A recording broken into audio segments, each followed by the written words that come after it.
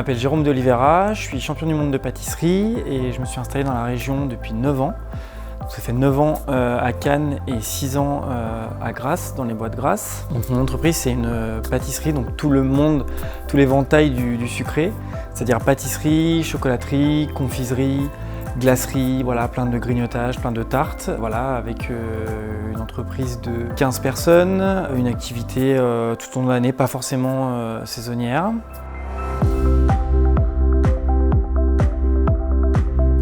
Nous, pour le développement durable, déjà la première priorité dans l'entreprise, ou en tout cas pour l'alimentaire, c'est mon sujet.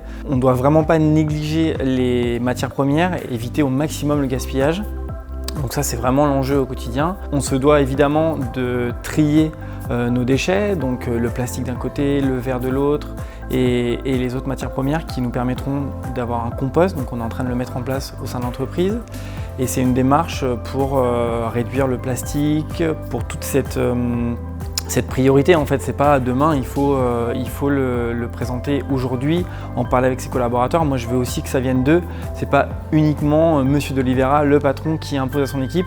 On en parle tous ensemble et chacun peut avoir une bonne idée. Et si on peut le mettre en place dans l'entreprise, quelle qu'elle soit, pour ma part, une entreprise artisanale, on le met en place et ça peut être qu'un progrès pour la planète et pour l'entreprise.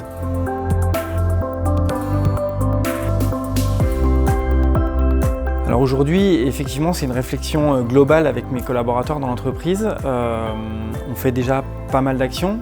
Ça ne suffit pas, il faut continuer.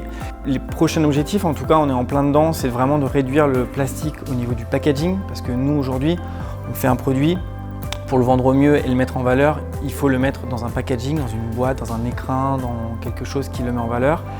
Et par exemple, à Pâques, là, on a quasiment, je dis bien quasiment, on avait encore des choses en plastique, mais on le réduit au maximum pour laisser place au bois, au papier craft, tous ces emballages beaucoup plus naturels.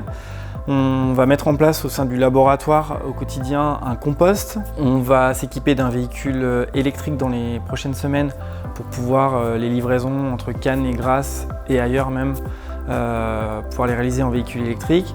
Donc voilà, c'est tout un process qu'on met en place pour vraiment être plus propre si possible demain et après-demain.